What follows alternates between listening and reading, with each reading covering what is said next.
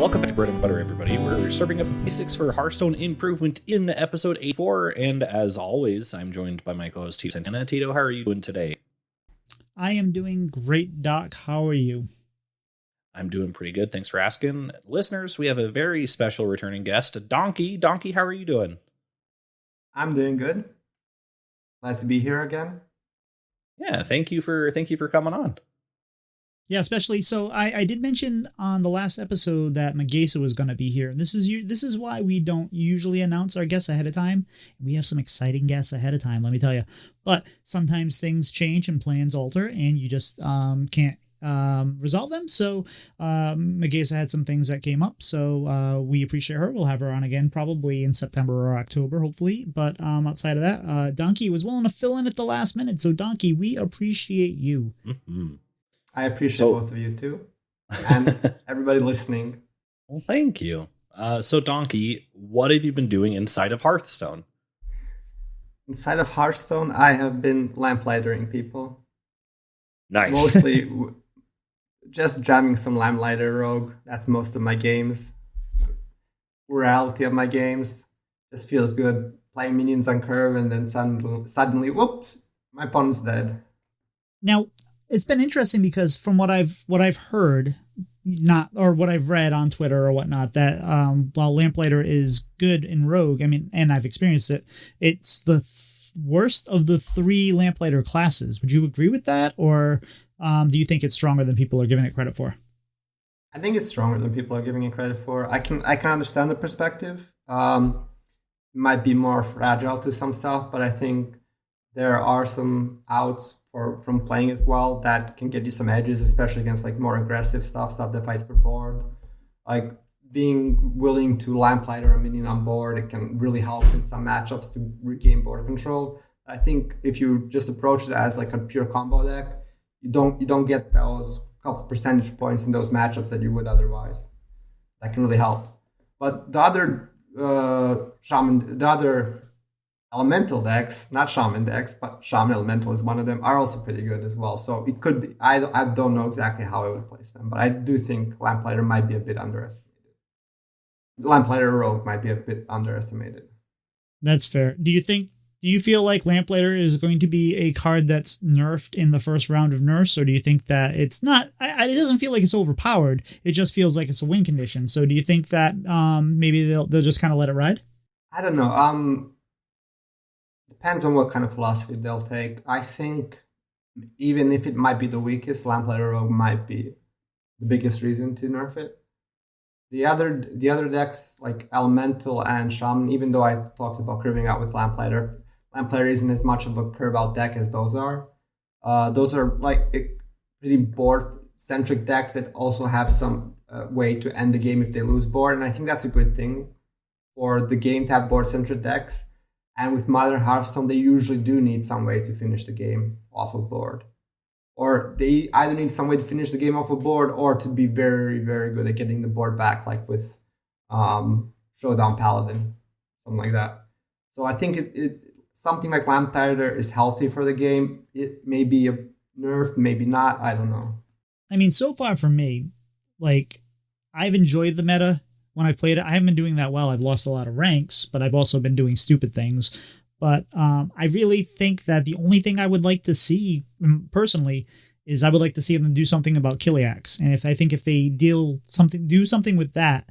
And I know that the stats say that it's not as prevalent. I know that the warrior decks and the druid decks are doing a little less good now that we're coming through. And I'm not saying anything is overpowered with Ziliax, although it just, when you have to kill it 4 times and it comes back and it comes back and it comes back, and then each time you either have to go over the top or you kill it 4 times, it's just, I find it personally frustrating, and I know I'm not alone in this. So I'm hoping that that's the only card they touch, at least at this point. But who knows? Yeah, it's Kiliax isn't really, the decks with it aren't really a power outlier, but they are a sentiment outlier. It's one of the reasons I like Lamplighter Rogue or the other two, is because Lamplighter Rogue just kills them, while the other two are a bit vulnerable to the warrior right now. I actually made a little short TikTok short thing, and it had me killing a warrior with Lamplighter Mage, and I use there's a song now, way tangent, but there's a song now by this Irish kids. Yep. It's called The Spark, and it is such a banger. And I wanted to use it in something, and I wanted something where I just kind of like killed somebody from 30, and this warrior was at 34 with armor, and we just rolled over him, and it was just such a wonderful, beautiful thing, and I'm very excited about it. How about yourself, Doc? What have you been doing in Hearthstone? Oh, good. So I was gonna say I saw that TikTok of yours. You played 3 Lamplighters, right? So you generated one off of the synchronize spell.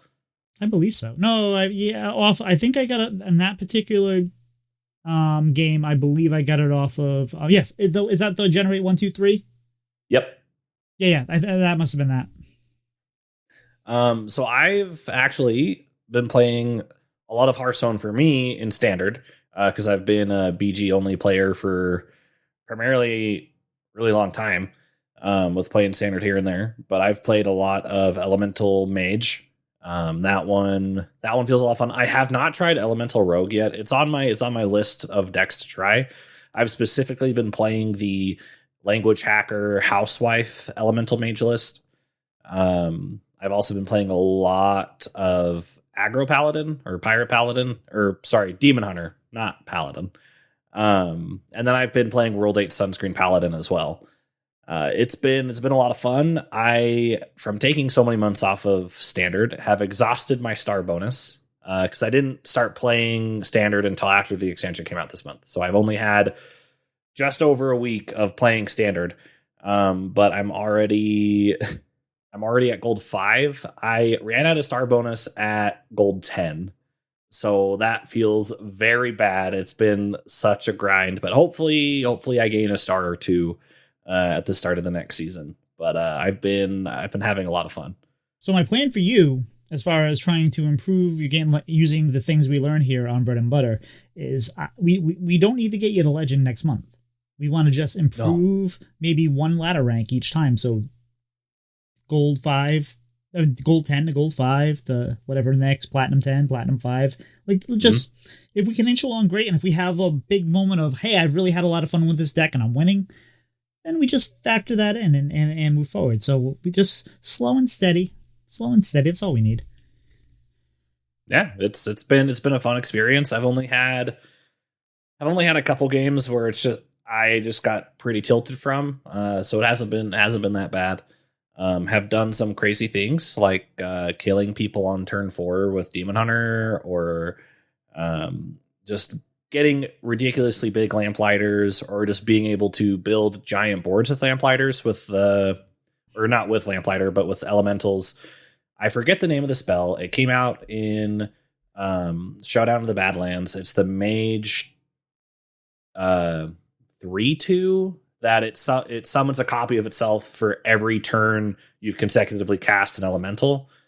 So doing things with the Flame Elemental that buffs everything when it enters, doing stuff like that, making giant boards, just giving +1 to everything, has been a lot of fun, and has been able to fight for board fairly decently. There's only been a few matchups where it's just felt like out of my control, but all in all, it's been a fun experience. Fantastic. How about yourself, Tito? Well, for me, I've fallen. Like, again, I think I talked about this 3 days ago. This is the 3rd episode we have recorded in the last, I think, 8 days. So it's fine. I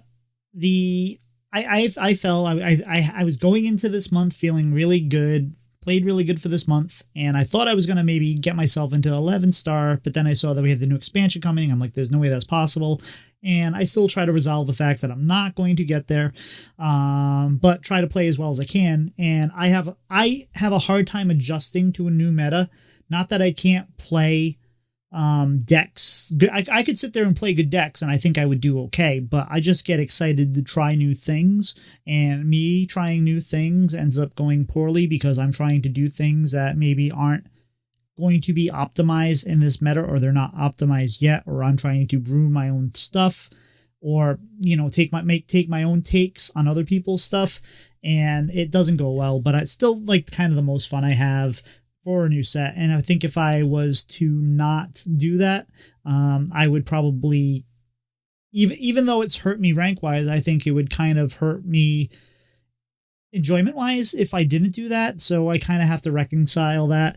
And I specifically haven't started playing hand buff paladin again yet, because I know that's a good deck and I know I'm going to like it. And I'm afraid that once I start playing it, that's what I'm going to play exclusively for a while. So I've avoided it for now, and I've been just trying other things. And I tried playing a mech rogue with amalgam, and that's actually gone decently. I just recently been playing the elemental mage and a few other decks. It's been a lot of fun.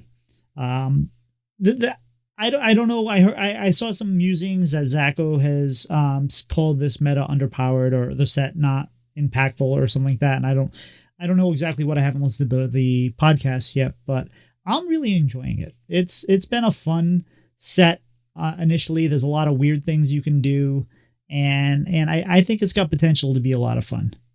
But D0nkey, what have you been doing outside of the game of Hearthstone? Outside of the game of Hearthstone? Is there such a thing as outside of the game of Hearthstone?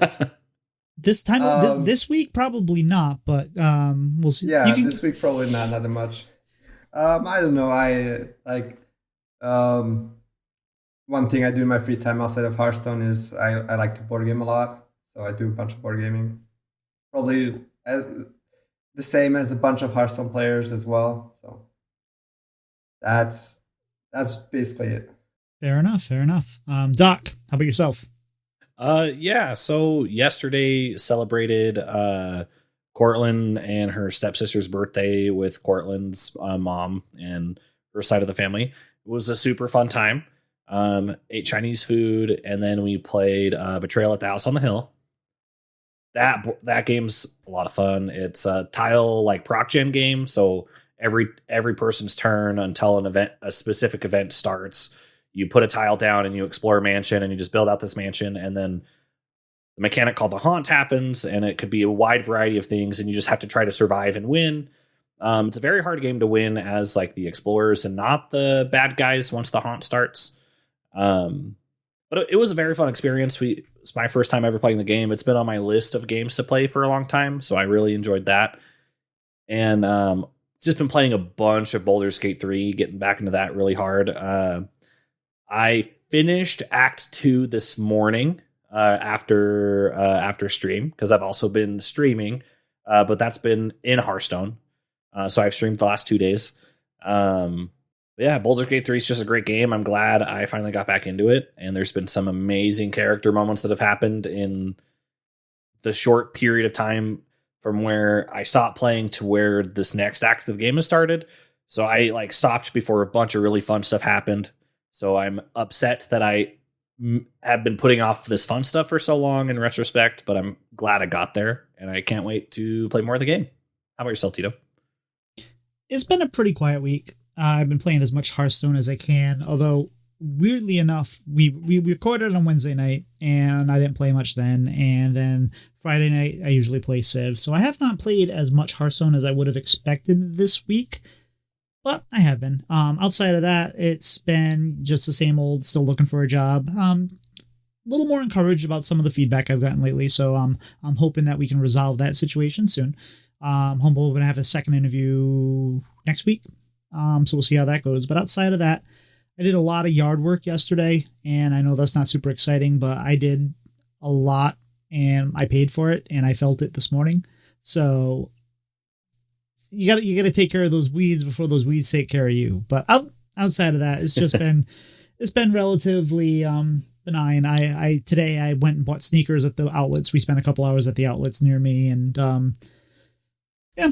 I mean, of course. So I am very picky with sneakers. Like, I don't care about how they look. I care about how they feel and how they fit. And I found a pair today that I really liked, and they had a buy one, get one, which is great, you know? So I'm like, oh, and they were actually pretty affordable. They were only like $50 or something like that. So, or $45 after discounts and whatever. So I'm like, oh, you know what? I should get a second pair of those.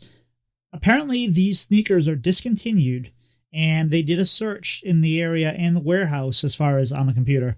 And I have the last pair of sneakers in my size in the area for that particular brand and whatever. So I guess I got lucky. We'll go with it. And that's that. But Doc, we're not here to talk about my sneakers. We're here to talk about Perils in Paradise. So last week we talked kind of about the decks you could play, or the decks we're starting to see, or whatnot. Today we have a, I believe, top 16 Master Store player. Is that right, D0nkey? Top 16? Yeah, top 8 Yeah. if I want to brag some more. But yeah. Top 8. We can actually call you top 7 now because Pocket Train has retired. So top 7 top 7 Master Store player. And we figured we'd use his expertise to maybe not just talk about the decks, but kind of how to play them a little bit. Maybe give you some, because sometimes when you have all these new decks and you're maybe not as tuned into streamers or whatnot, you might not have a good grasp on how to play the decks. And sometimes you can play a deck and play it completely wrong, even though you think you're playing it right. So I figured it'd be a good idea to kind of go through each class, talk about, maybe a deck or two, whether they're new or old, and give you just kind of a general idea on how to play them. So let's go ahead and start. Our first class is Warrior. Now, these are in order of the way I remembered them as I was typing them. So they're not alphabetical order. There's no correlation of good and bad. It's just I tried to remember all 11 classes from my brain. I did, and this is the order I got them in.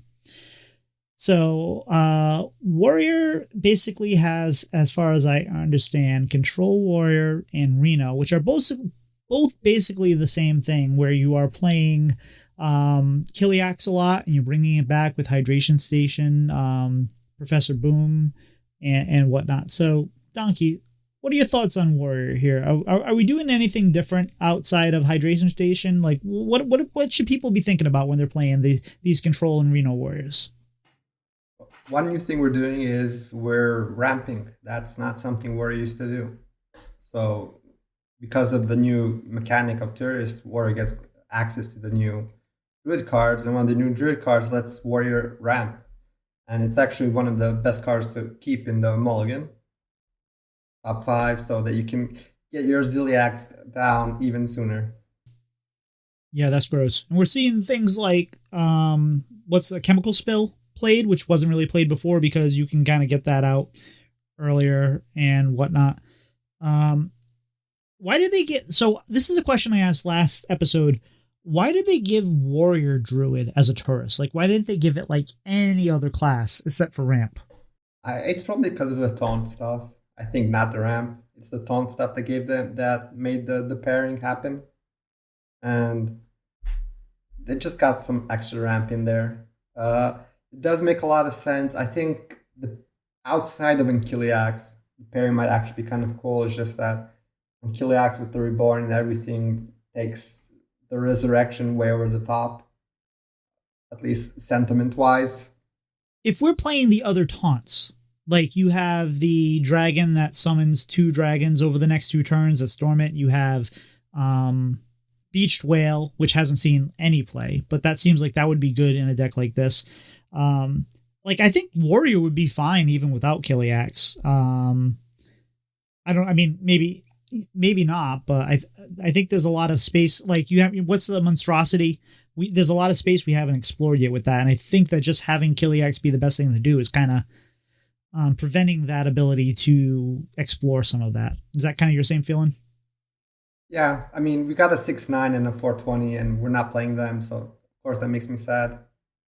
Right. There's definitely space there for a variety of different kinds of decks with the Warrior, at least when Kiliax isn't the best thing to do.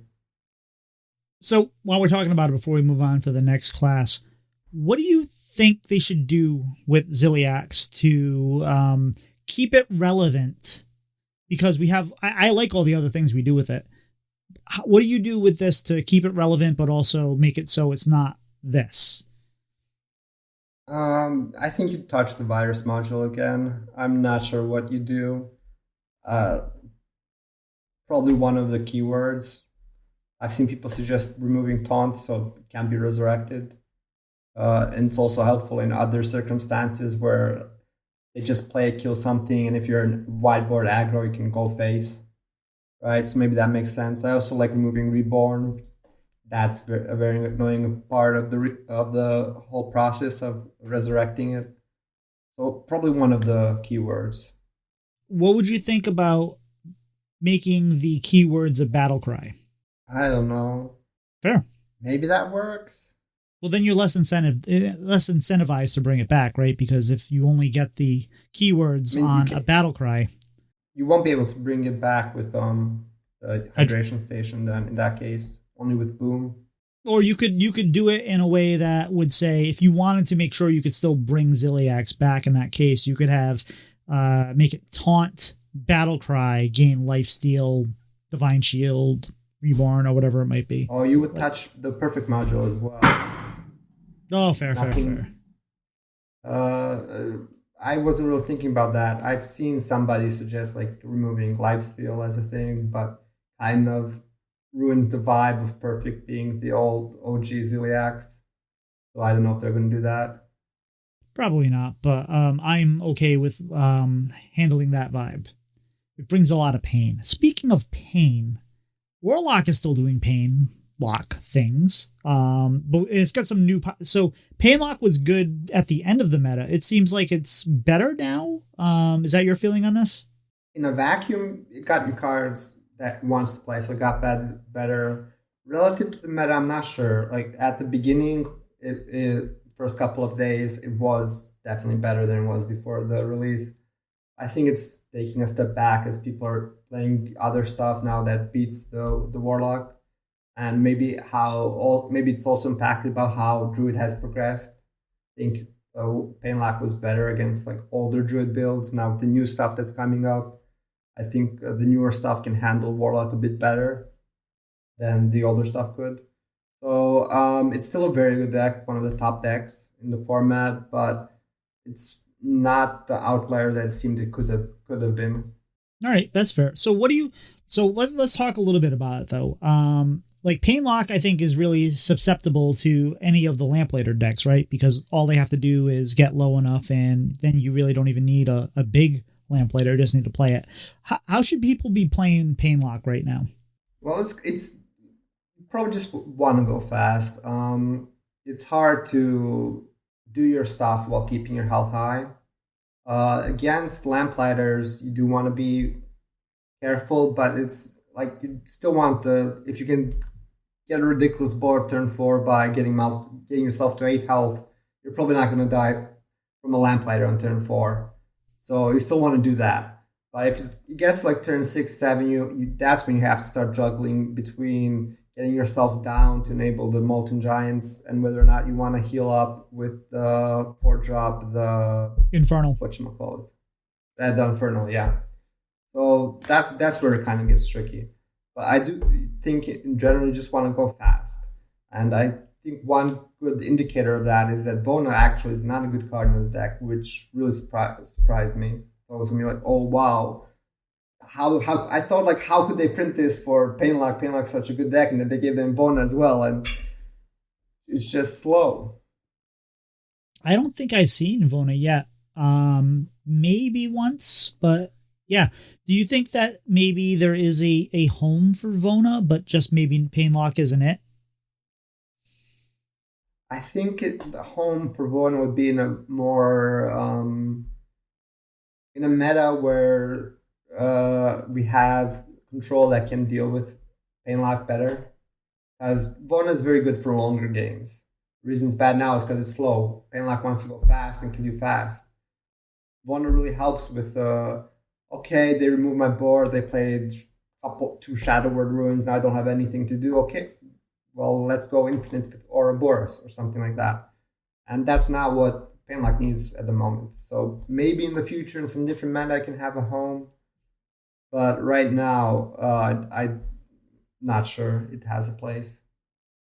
All right. So would you recommend... So I know that every time I've played against a Painlock while playing some sort of Lamplighter deck, I know I'm usually hopeful that on turn 4 I'll just be able to finish them off because they get themselves low enough. And most of the time I'm disappointed when they play that Infernal that buys them more time and gets their health back up to 15. Do you think that if they're seeing things like Lamplighter or maybe some sort of spell druid or mage that they should be potentially holding Infernal in their mulligan, or is that kind of counterproductive and just go, and if your opponent has the counter then just go with it? I think it's counterproductive. If you're like on code and you already have 3 cards to go, then I could see keeping Infernal. But you want to win those games by killing them before they kill you, not outlasting them, because you won't outlast them. It's fair. So I'm not sure about keeping the Infernal. So like I said, if you have some good stuff, you know you're going to get on board quickly and you just want the backup to get back, then I could see it as like if you're full keeping. Fair. Now you do have access to a lot of data. Are any of the older archetypes, or is anybody trying to do excavate or sludge or insanity right now, or is that just not good enough in the current meta? There are some people trying it out. It's not very popular. So everything is low sample. Excavate doesn't look very good at the moment, but Sludge looks like it could be a solid deck, and Insanity looks okay-ish, playable. So I think this is going to be also common with some other classes as well, that the older stuff is not played that much, but you can still play it if you're a fan of that deck, or if you don't have many new cards and you still want to play the old cards. All right, fair. So the next class we have is Rogue. Rogue still has the stuff Rogue, the BS Rogue that's going on with excavates and digging and generating stuff, but it also has Lamplighter Rogue. Now, there are 3 decks, I think we talked about this a little bit, there are 3 decks that are running Lamplighter right now, at least for right now. I'm not going to be surprised if some other deck tries to figure it out. Rogue has been considered the worst of the 3, but you think otherwise, right? I mean, I've done very well with the Rogue, so it's hard for me to rate below the others. I wouldn't consider it the worst. I haven't played much Mage. Maybe Mage would be the best. I think the Mage does line up well into the Rogue, so maybe that's what tips it in the Mage's favor in the end. But I do like the Rogue, and I think it has kind of a different matchup spread from the other 2. The other 2 are kind of more similar-ish in what they do and how they do it and what they want to beat, but the Rogue wants to match up against the slower stuff and exploit the time they get to set up their Lamplighters and their bounces in comparison to the Mage and the Shaman that want to play minions and have board and use the board to chip their opponent and then finish them off with the Lamplighters. So you could say what is best is kind of meta dependent, I guess. It's fair. So with the Rogue, it's basically just playing these smaller elementals and kind of holding off board until you can kind of go over the top with a big Lamplighter or a biggish enough Lamplighter and step it back, play it again, breakdance it, play it again, Sonya, whatever, play it again, as much as you need to. Is there anything more to the deck that people should be thinking about, like defensively against something like a Pirate, Death Knight, Demon Hunter, or anything like that? Or what is some nuances that people might not be thinking about? Or is it really just a straightforward get to those turns? Some nuances revolve around your draw package. It depends on what you're drawing. Dubious Purchase, I think, is like normal to all of them. The one thing you want to keep in mind is that when you Dubious Purchase, you have to play an elemental that turn to break up your chain. So you usually want to prioritize keeping a 1-man elemental or something like that for the Dubious Purchase instead of playing it earlier, so that you can actually play it as soon as possible and maybe see what direction that gives you with your gameplay. Also, sometimes you want to keep that extra 1-drop for your Lamplighter to just push that 1 extra damage by playing it before Lamplighter. Sorry, what were you going to say? I was going to say, so in the mulligan, are you keeping your tools? Are you keeping the lamplighters? Are you keeping shadow steps or whatnot, or are you just trying to play get the smaller elementals that are going to keep your chain going? Do you want that lamplighter right away or whatnot? I think your chain is the priority. You can keep a lamplighter on some occasion. I don't think you keep any bounces or anything like that. The chain is the most important because if you miss the chain, then you're doing way less damage. Like if you start playing elementals on turn 3 and then you play 4 lamplighters in the game or 3 lamplighters in the game, that's 8 damage you missed by not doing that. So, or you can think of that if you think of that in terms of turns to get lamplighter later in the game by tossing lamplighter, you're buying yourself a couple more turns that you wouldn't have had. Like if you wouldn't have had the damage with the lamplighter you have in hand by being smaller, you would need to wait anyways. You're gonna wait anyways. Might as well just get the curve down and hit the lamplighter. The deck does have a surprising amount of draw in it. At least the variants I've been playing with Dubious Purchase and Tail Spider and Quick Pick, and even the Snow Flurry, which often can give you some form of draw. Maybe not always, but like sometimes you just get the draw and it really does a lot to help the deck.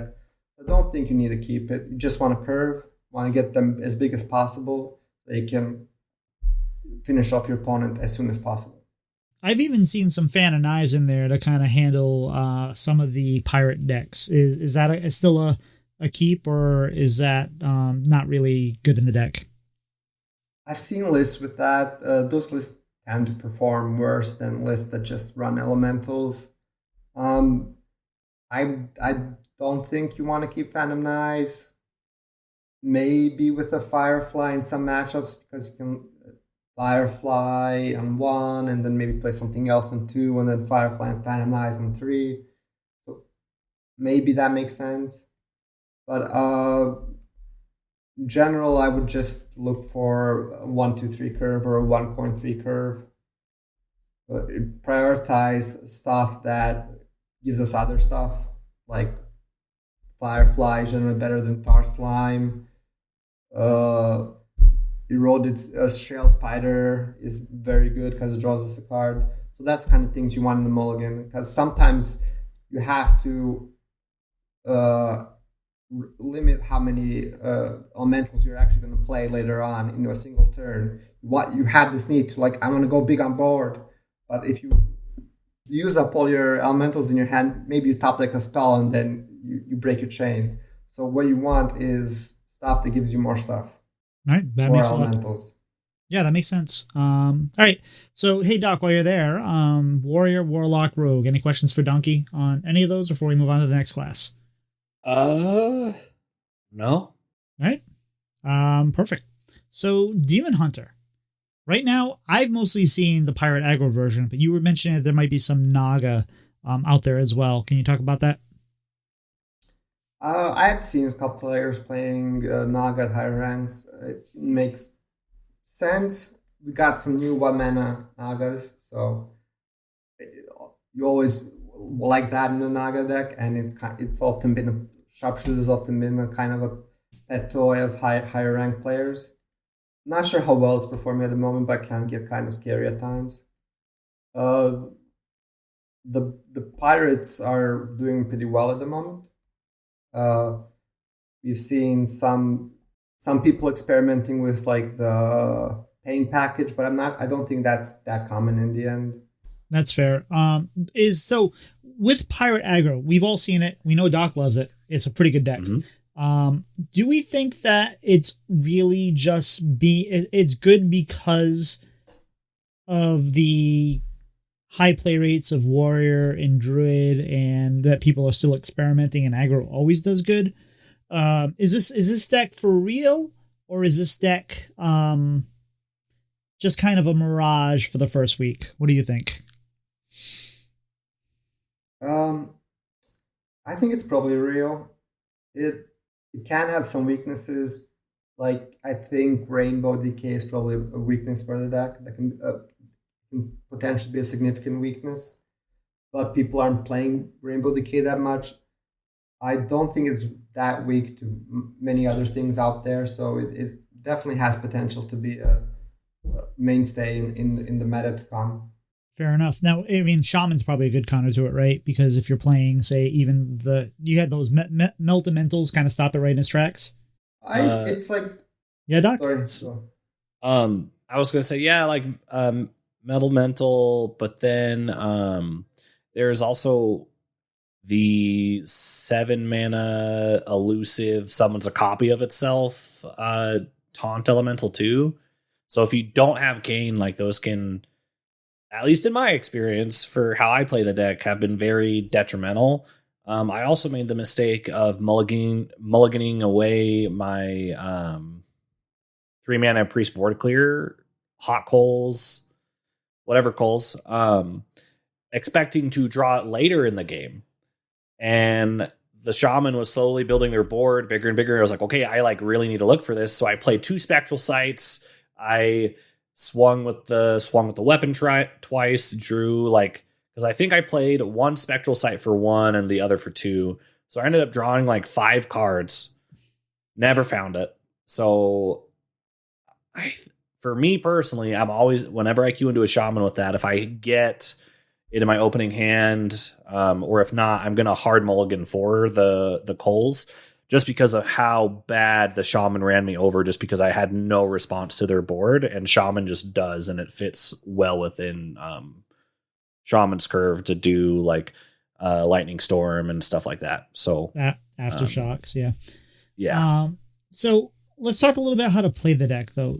So D0nkey, I feel like this is not a simple deck to play. I feel like that there's a lot of nuance to it, especially where like you have the ability to summon charge pirates, but you also have minions that are expecting to buff them when they're summoned, and you have minions that are waiting for them to attack to give you buffs and whatnot. Is this an easy deck to play in your opinion, or is it kind of, how should people be playing it?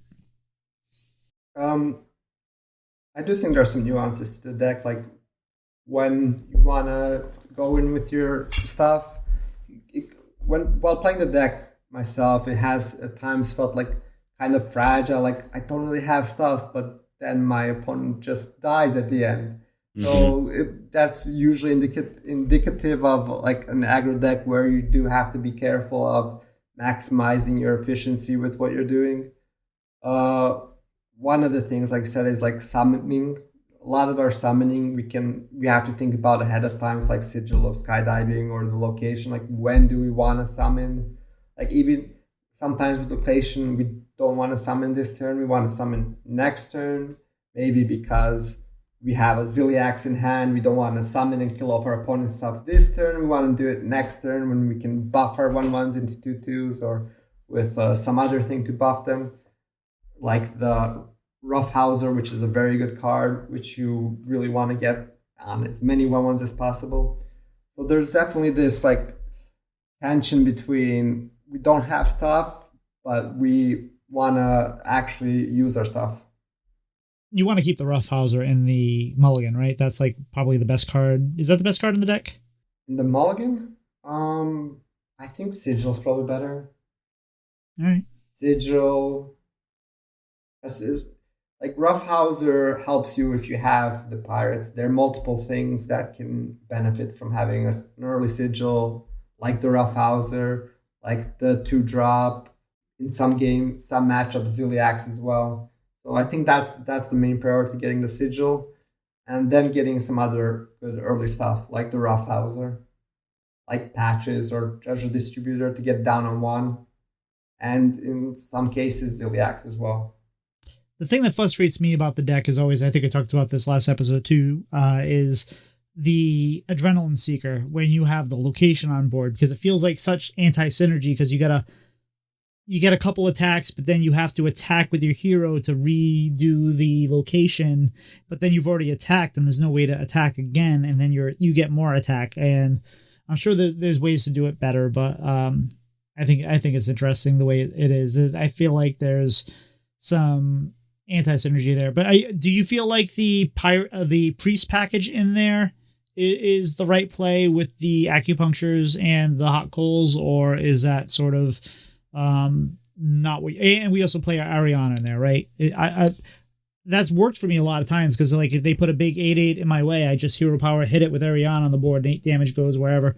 Are we doing the right thing there, or should we not be playing the priest package? I haven't really played the priest package since the expansion launched. I played it during theater crafting and I liked it then. But since the launch, I've mostly played just the regular Demon Hunter version. I think it might be meta dependent, like how much we want hot coals for AoE or something like that, how much we want some over the top damage from the acupuncture. Maybe let's say Ankyliox gets nerfed and then we start facing taunts that don't have lifesteal. Maybe then we want like Arana so we can smack into something and take the 50-50 to go face for lethal, stuff like that. I could see it working. It's probably close-ish, but right now I kind of prefer the versions without it, as it just lets you run some nice things with the space, like spirit of the team and the sock puppet for going down swinging and stuff like that. That also can help with like the aggressive matchups. So I don't know. It's kind of close for me, but I prefer no pain. No pain, no gain. And as we gave the advice last week, never leave a sock puppet up if you can help it, because that sock puppet will do damage. Such a scary card. It is so small and innocent, and then boom, it just gets you. You know, it's just what are you going to do? You kill it. That's what you do. I would kill Battle it. Fiend can also be quite fun with going down swinging. I once got it like almost full opponent's board. My opponent had almost a full board, and I played going down swinging with the Battle Fiend, and they just died, and I could see them hovering over the battlefield, like what's happening. That was very fun. I just played a game yesterday where I had a full board and of 3/2 elementals as a mage, and I was surprised to see them play going down swinging, completely clear my board, and I was sad, but that's what they do, and that's such a fun card, going down swinging. All right, so speaking of elemental mage, I actually just skipped over a class, but we'll come back to Death Knight after this. Elemental mage seems to be really, really strong. I've had a lot of fun with it, and there's also still spell mage, which does a lot of work with Seabreeze Chalice. Is it Seabreeze Chalice? It's a Seabreeze drink. It is Chalice, so together we remember the card name. There I remember the Chalice, you remember the Seabreeze. So, from what it looks like, Mage isn't doing good in the meta. I believe last time I looked, and this might have changed, but Mage was in the bottom 3, but Mage feels strong to me when I'm playing it. So, what's the real story here? I think Mage is good. Or maybe it's better to say there are Mage decks that are good. Elemental Mage is a good deck. Spell Mage is a good deck. Actually, got kicked out of a tournament today by a Spell Mage, so I have to say it's good. But even without that, I would have said it's good. I think for something like Elemental Mage, maybe even the nerfs could help it, since it's kind of can be weak to Warrior with the removal and the Ziliax Wing Condition. So if that gets nerfed because of Sentiment, then maybe we could see a lot of Elemental Mage afterwards. And I like to play those decks now. Like, if you think something's going to be good before a nerf, or when a nerf comes and you know what's happening, I like to get my experience on those decks now, so that way I can just keep playing them and I already kind of know how they work. So big spell mage, not a thing, huh? That was kind of like the hope with the set, that big spell mage was going to be a thing. It just feels like it's missing. What was the Belinda? It feels like it's missing some kind of Belinda type card. Is there any hope for this deck in the future, or is it just kind of just not enough? Maybe with nerfs, it seems too slow at the moment. Like getting everything down. It takes a while. You're popping off usually turns 6, 7, and just making some board, while other things have been either making a board the whole time or preparing to kill you. So I don't know. Maybe at some point it can get good. but it doesn't look like it doesn't. I'm not very optimistic about it right now. That's fair. And it's sad because like I think a lot of people want that big spell mage back, and Tsunami is such a good card, and the orb is such a fun card, but it's probably not as good as we want it to be. And Millhouse just never gonna put his head out and actually play. So Elemental Mage, I feel like I feel like you're not playing it like Rogue, obviously, because you don't have a lot of bounce. You do run a Panda to bounce it back to your hand, but I feel like Mage Elemental is more about Swarm than it is about over the top. It's just got like a over the top finish, right? Yeah, it's more about the Swarm. From my experience playing it and playing against it. The over the top is nice, just a way to be able to close out the game sooner. I mean, it really helps. It's still probably the best card in the deck, but it's the general game plan. The rest of the package, the mage package, makes us want to swarm more, and it also has a nice chunk of refill with the synthesize and the mediator, so we can just get stuff down sooner and not worried about emptying our hand that much.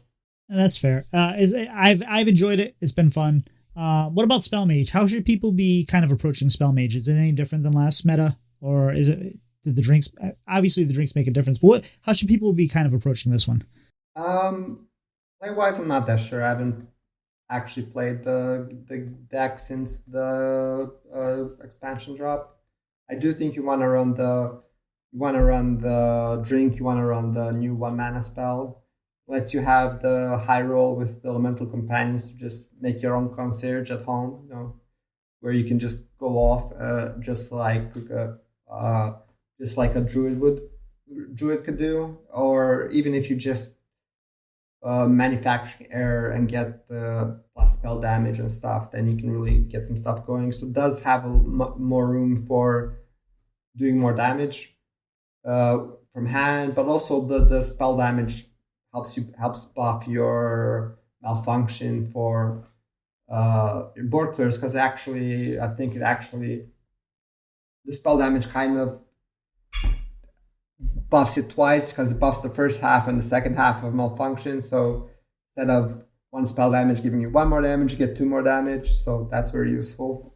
So it's more leaner kind of spell mage than before, and it was already pretty lean. And there's so they're not just we've seen a couple different spell mages, right? We've seen like the no minion mage, but we also have the ones that run some minions, and they have that 1/3 that gets you spells. That is like the commander, I forget her name, the one that brings back 3 spells. You get that little 1/3 that does the same thing. How good is that card? Is that because it seems like it always kicks my butt? Is that really a good card? Is it better to run? What do you think's better now, the spell mage or the spell mage that's all spells or not spells? I think all spells. I haven't really seen stuff with some minions. But I would expect the all spells to be better. Maybe it's not. I'm not sure exactly how a deck would look like with just a couple of minions in there. I think Manufacturing Error is a very good card that you want to have active. So and of course Malfunction is a very good board clear. Malfunction is probably like one of the reasons why the deck can handle stuff like Demon Hunter and Shaman, because it really helps with their early game boards where they just have like some 1/1s, maybe a 2/2. It really clears that up pretty nicely. So I don't think that currently you want to run minions in the deck. All right, fair. And keep in mind, everything we're talking about today might not be relevant when this episode comes out, because John Bray makes a Frost DK that works really well and disrupts the meta. The meta gets disrupted and everything kind of switches around. So DK, what are we doing DK? Are we doing Frost or is it just Rainbow? Right now it just seems like Rainbow. Though maybe just Rainbow is kind of a misnomer, because there are a couple of directions Rainbow has been going. We have seen Rainbow that is more like giant focus with the 5-drop, the Bride and stuff like that, and getting out big stuff. We have seen Rainbow with Orpsicle and the new Legendary that buffs minions, so that we more tokeny based. I'm not actually sure which one is better at the moment. Maybe the way the meta lines up, a low curve token variant with like the corpuscle and the stuff could be better. But it's interesting that we have this kind of similar deck in two different directions. Yeah, it's been kind of interesting since they kind of have been rethinking how they want to approach the rune system there. Because we're not getting triple runes anymore, which I hated and I liked. Like I couldn't stand facing blood DK every other game and them just healing to 1 billion, but also it was fun to have like different archetypes inside the Death Knight. So I don't know. Is buff Death Knight not a thing anymore? Because it felt like it was on the rise towards the end of last expansion a little bit. Is it just not something we can do right now? It was on the rise. I haven't seen it this expansion at all in stats or in game. So I don't know. Maybe it's still playable. Probably slower because the deck wanted to bounce the hero power minion up and then buff it and then OTK with that, and we just have better ways to kill people earlier on than that right now. So I probably doesn't have a spot at the moment. Maybe if the meta slows down a bit, it could get there, but right now it doesn't look like it's a relevant contender. Do we know who innovated that deck? Because that was bonkers to me that someone's like, all right, hey, we're going to bounce our charge minion that dies at the end of the turn, and that's what we're going to buff, and that's what we're going to use to attack. And it usually wasn't the game winner. There was always something else, kind of like it was more about the buffs, but that was a nice little finisher. Do we know who did that? Like, that was a lot of fun. Oh, I don't remember. I think that was a Chinese invention, but I don't exactly remember whose. I'm not completely sure about that. Oh, quick side note. And the China's back, right? We now have a new back, and they are doing a thing where they are giving everybody in China 2023's cards. They get the full year for free, or it's either free or cheap. And people are upset about this because they have that whole, well, why not me? The whole student loan kind of like, hey, why should they get this resolved if I had to pay for it all? And it's silly.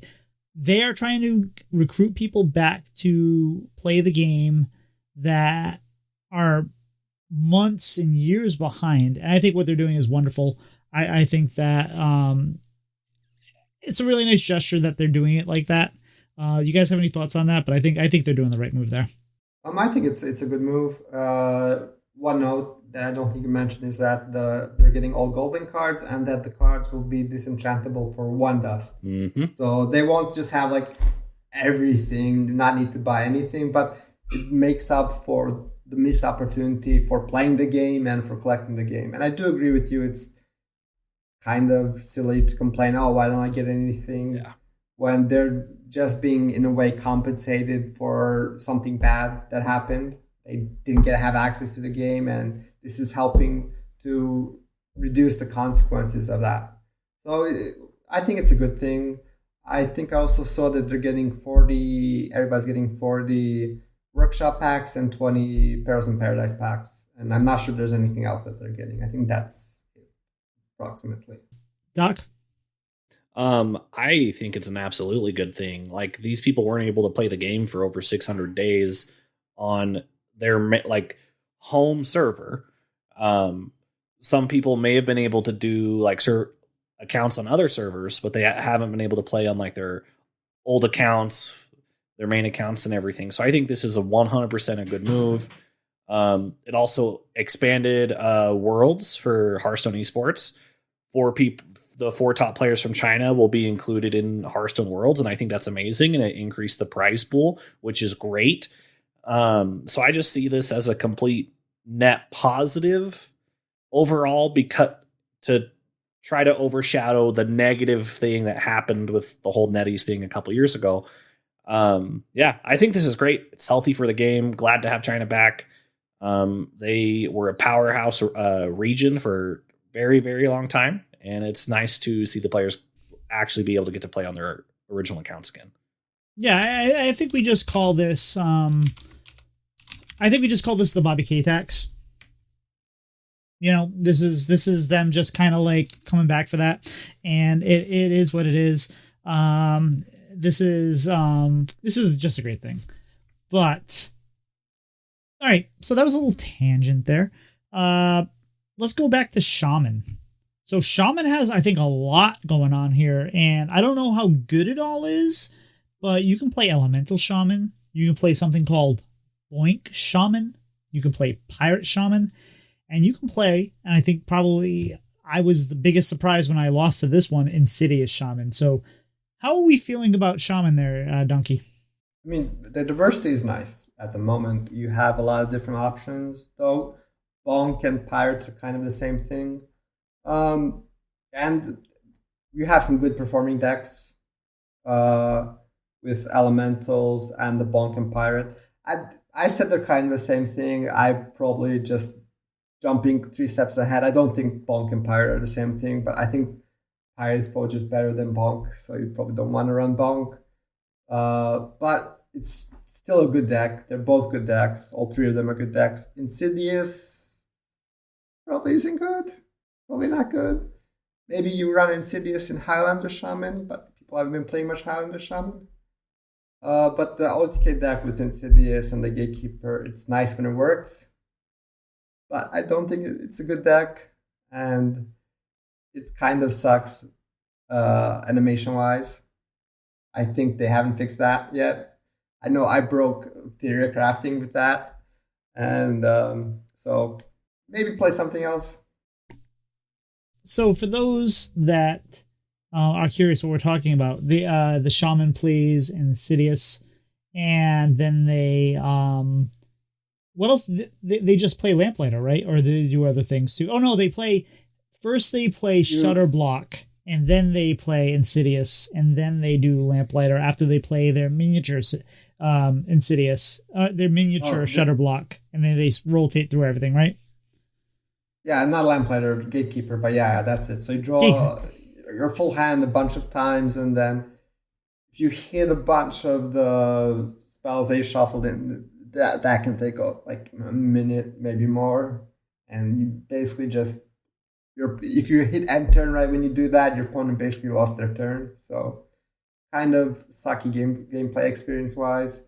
I don't think they fixed that. That's how it worked in theory crafting. I haven't really seen it since, and I do think they're going to do something about that so that the animations don't suck as much.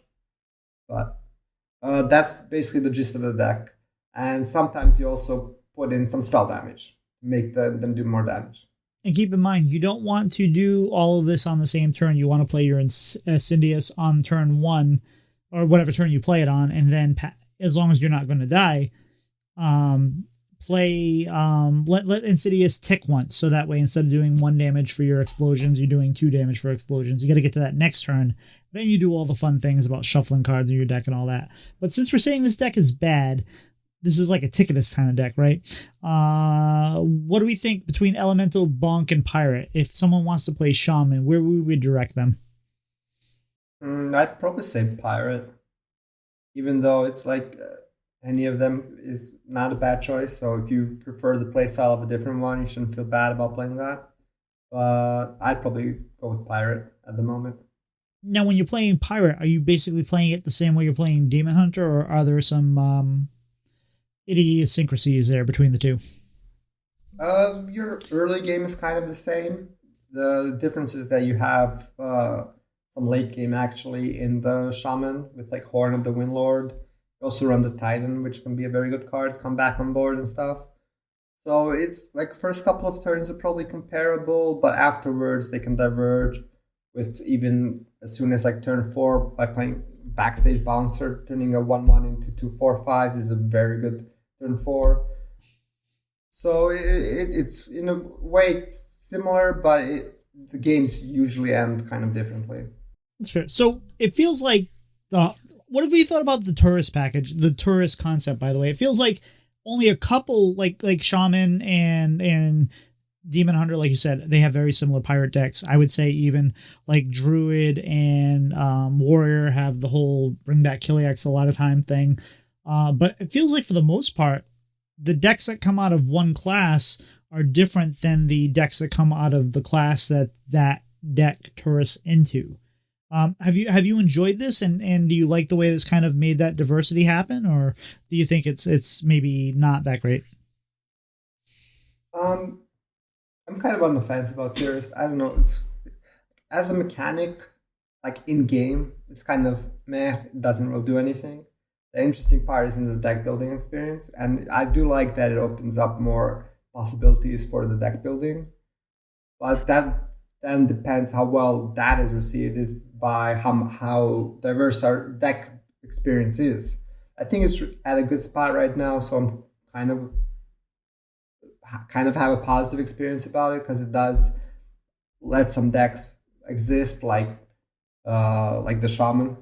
So, but maybe kind of expected more decks to exist like paladin with Linessa and stuff. So I still on the fence. I swapped my mind in the last couple of seconds, couple times. So I don't know. Fair, that's fair. Doc, do you have any questions on Demon Hunter, Death Knight, Mage, or Shaman before we move on to the final stretch? No, like I've pretty much agreed with questions you've asked and have understood the responses and been able to correlate them through my own play experiences. So I feel like my questions would be a little redundant. The Department of Redundancy Department. Wonderful. So D0nkey Hunter, did they gain stealth? Because I almost never see them. I saw Hunter today. I forgot what they were playing, but I played. No, I just remembered. I remembered. I thought I was going to play against the Hunter, but it was actually a rogue named Hunter, and they tricked me.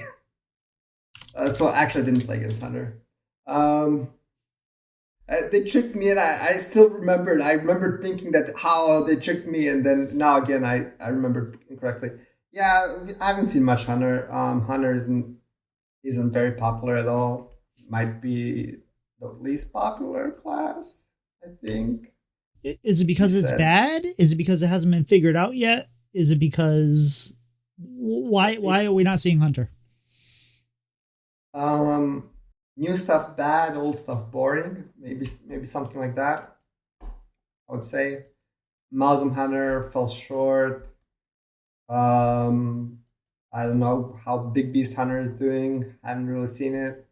I'm assuming it fell short as well. So it's probably along the lines of the new stuff isn't good and the old stuff just wasn't even very popular before to begin with. So it's not popular now as well. Fair enough. I played against Hunter today, and it looks like they were just playing a bunch of old stuff. Looked through the replay, and like their first two minions they played were 2 Nibirian eggs. So I think that was Token Hunter from last expansion. I don't know. I didn't play it, but it was just egg hunter with some secrets, and I killed them on turn 7. So didn't really get to see what they wanted to do. But that was the one hunter I in this expansion. Fair enough. All right. So Paladin. Buff Paladin still good with little changes. Sunscreen Paladin is out there. What's good in Paladin? Well, the old stuff. Hand buff Paladin is still good, and even though it's less played than hand buff, Showdown should still be good.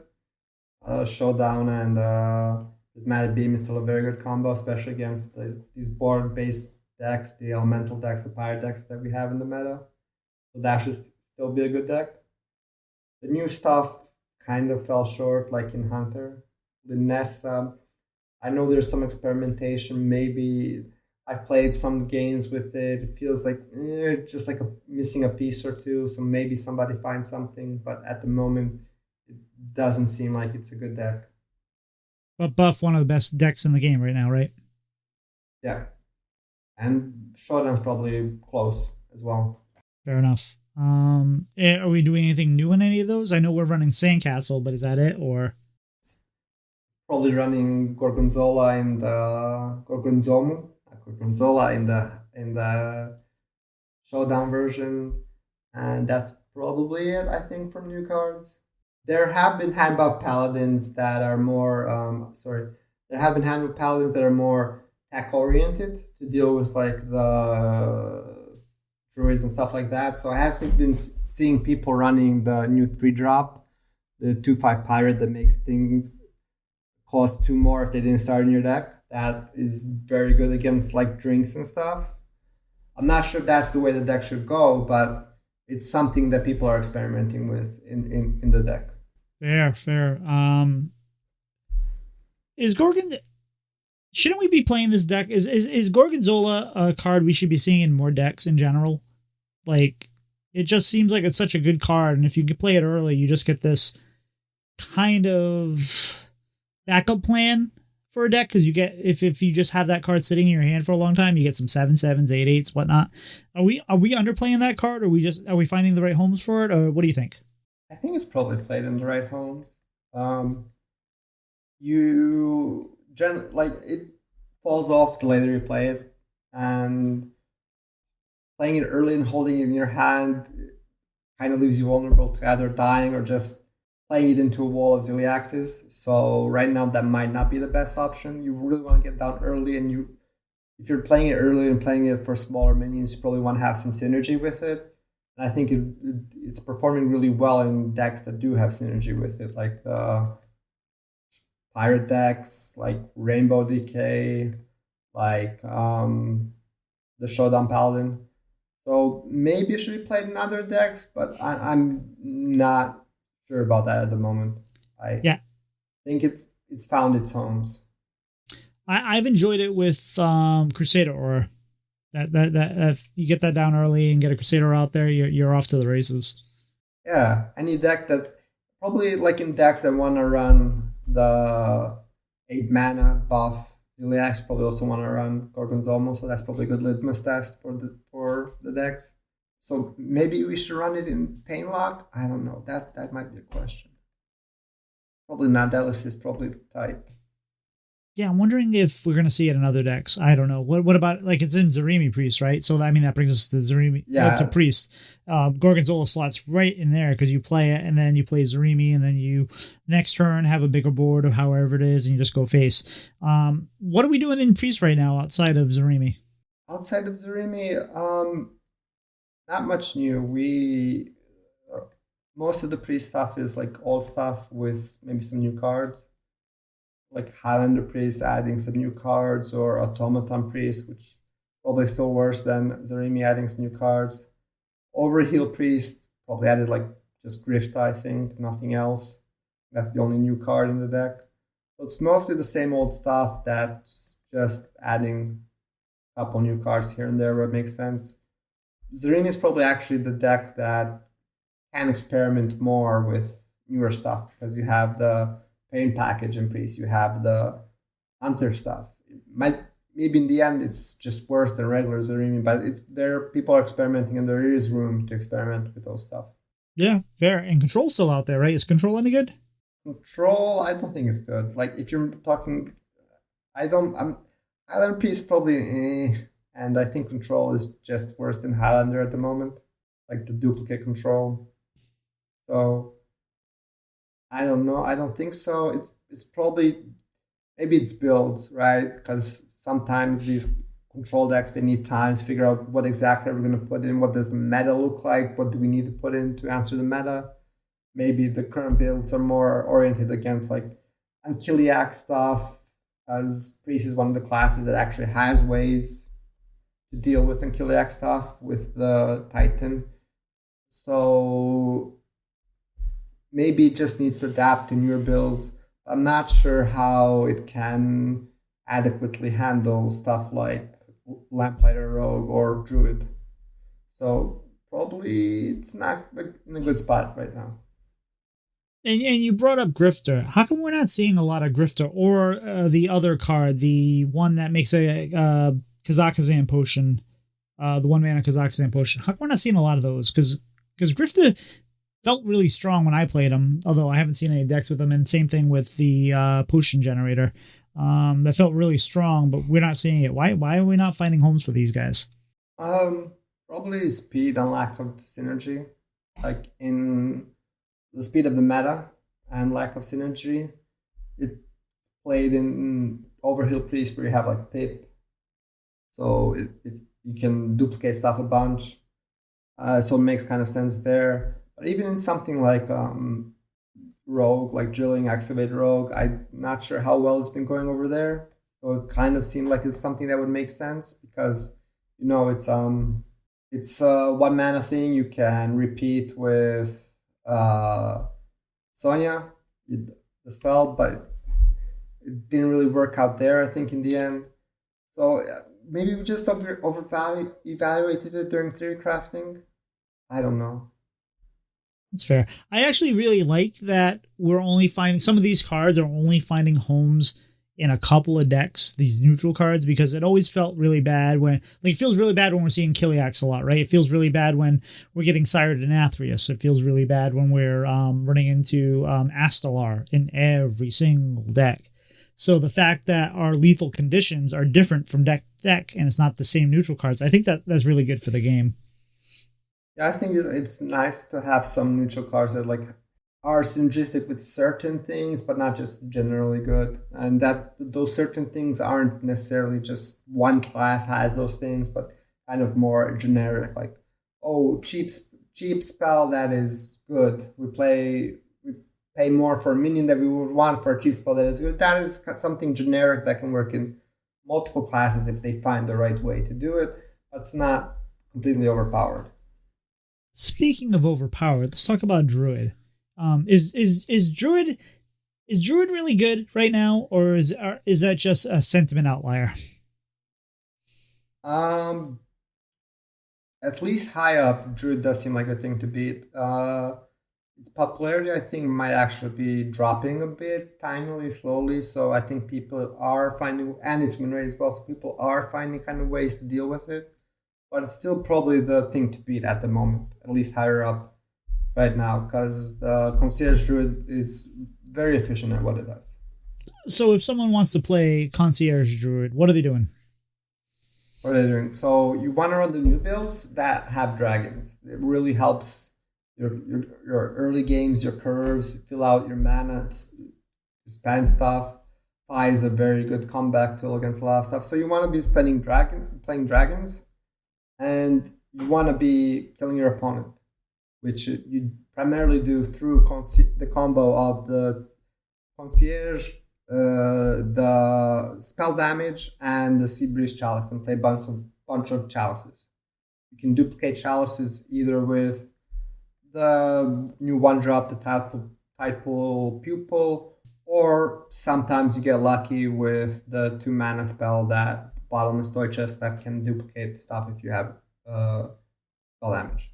To do that, maybe you add in a swipe to deal with some board and you deal a bunch of damage. That's fair. I've actually I lost to one of these druids, the Seabreeze Challenge druids, when I had like over 30 health and armor, and I felt control of that game, and I had a board, and I was like, we're good. And they completely annihilated me with, I don't know, like 11 or 12 Seabreeze Chalices plus spell damage, and there was nothing I could do. So I think it's interesting. Is Druid doing anything else, or is that just the only best thing to do? So just stick with that. That's the best thing Druid's doing at the moment. Some people are also playing something more similar to the Druid we had before the expansion, maybe adding in Hydration Station or something like that. Some people have also tried out, and probably will always try out, Highlander Druid. All of those kind of seem worse than this Drink Druid at the moment. So, but there is still some room to be played. And of course, there's a tiny percent of people trying out Treant Druid, which probably is okay if you want to play that. Don't know if it runs anything new. That's fair. Do they call it Drink Druid because it drives you to drink, or just because of the Sea Breeze Chalice? I don't know. But, so Doc, we're wrapping up here on the topic. Do you have any final thoughts on any of these classes or the meta in general? I mean, I'm biased because of the classes I've been playing, but I think Paladin's fun. I think Mage is fun, and I am enjoying Demon Hunter for the first time in a very long time. So I feel very, very good about how things are. Granted, things will continue to shake up for quite a bit, and then we do have the first balance patch in another week or so. Like that's when their first window is. So I feel like it's a healthy meta so far. Nothing seems too hyper degenerate that it's a problem. So everything's been a little bit beatable. So I think we're in a good spot right now. D0nkey, how about yourself? And do you think, secondary question, do you think we're kind of getting into a settled spot, or do you think there's still going to be plenty more experimentation that's going to shift things around? I've been enjoying the game so far. I like the new decks, new cards, but there is some diversity and that there's nothing that is like super overpowered that we need to deal with right away. So because of that, I'm glad that we have this like longer bounce patch period. When it comes to are we settled or not, we're probably in a slowing down period where it's not so much about like new decks popping up, but about the balance between decks. Oh, maybe we should start playing this deck more because of the meta has a bunch of druid, and then that affects how we tech some decks and stuff like that. So I think we're not settled, but I'm not sure how many new archetypes we should expect to see right now. The shift and the distribution of decks probably is still in flux, because I think most things are counterable. So we will see that happen. So we mentioned that Ziliax was kind of a meta outlier there as far as sentiment, and we all I think agree that the meta is a lot of fun. There's a lot of diversity there. Is there any deck that has you worried? Worried? Not in the context of this current meta. I don't think there's anything that has me worried. Fantastic. Maybe if something gets nerfed, but I'm not sure what that would be. I haven't really thought about that. But like in the context of before the balance change, I'm not really too worried, because even though Druid is kind of popular high up, it is counterable. I do think the meta can adjust to it. So I'm not that worried at the moment. There you have it. Wise. There you have it. So, Doc, that was a lot of information, but even though I'm a little full right now, I think I have room for dessert. What do you think? Yeah, dessert sounds good, Tito. So D0nkey, in honor of our Lord and Savior, the Rye Cleaver, what is your favorite sandwich? Oh, my favorite sandwich would have to have a 6-9 and a 420 in it. I don't want anything else. I don't need anything else. Heck yeah. That's all I needed in my sandwich. Perfect answer. So listeners, please leave us a review. We prefer 5 stars because it helps with visibility, but give us an honest review with how you feel about the show. And you leave us a review or email the show. We will read it out on the show, so you can hear your thoughts. Doc's wrong. So. Doc's wrong. If you don't leave us a 5-star review, I will come to your house and fight you. That happened to me. You don't want to fight Tito. D0nkey, where can people, and hopefully not Tito in a fighting mood, find you? So you can find me on Twitch and Twitter, D0nkeyHS, D0nkey with a 0 instead of an O. Of course, if you don't know, I have a website. You can also check that out, hsguru.com. And that's about it. Actually, before we move on, Doc, like, can you tell us, why should people be using HS Guru? Like, I know a lot of people go to HS Replay. Why should we be using Guru over Replay? Well, one big thing is that I have, I think if you don't have premium HS Replay, you should definitely be using my site, because for free, you can access stats that are available, stats for ranks without any paywall. So you can get top legend stats, you can get Diamond Throw legend stats without having to pay for anything. There are also some other stuff that even if you do have HSLP Premium, you could use on my site. Like I have archetype card stats on my site, which I always use, which is really good for a mulligan, especially when people are very much experimenting with builds and the deck you're playing the exact build you're playing is very popular. Those are actually usable on my side, because unlike on HS Replay, I normalize those stats so you can use them. My site also generally adapts to the meta faster than HS Replay. But you can, if you're not familiar with either site, on my site you can find information about which archetypes are good in the meta, what decks are good in the meta. You can also go more off meta and check out what streamers are playing, and also find some information about HSC esports and stuff like that. Now, besides that, I was talking to you the other day, and I wanted to know how often I beat Pocket Train, and you said there was a way to do that, right? Did I? What did I say? I'm not sure what I said right now. Yeah. If you've been contributing your stats, your games to my website, you could do that. Yeah. So you should hopefully be contributing data. If you're Firestone, it's opt out. So if you didn't change anything, you'll be contributing. If you're using Hearthstone Deck Tracker, then you need to install my plugin. When you do, and when you're sending me your games in either way, then you also have some of your own stats you can find on my site, like about your decks, and search through your replays. So you could use that to see how many times you've actually played Pocket Train. You mean how many times I've beaten Pocket Train? How many times you beat him? I mean, is that the same thing? You've never lost a Pocket Train. I doubt you've ever lost a Pocket Train. That is fair. I have never lost a Pocket Train. I was supposed to play him a couple times, and every time I was supposed to play him for like THL, the rankings would shift, and I never get the opportunity. But I have one final question for you about your site, since we're talking about it. Why would people become premium members of your site and sign up for your Discord or your Patreon or whatever it is right now? Right now, the main benefit of being a patron is just ads-free viewing. You have some bling if you're like on the leaderboard or something. You can have your own personalized icon next to your name alongside your country. Check out my name, search for me, D0nkey with a 0 on the leaderboards. You will see that I have the same D0nkey icon that I have. Right now, the package of premium stuff isn't really there. I don't really have paywall features on my site.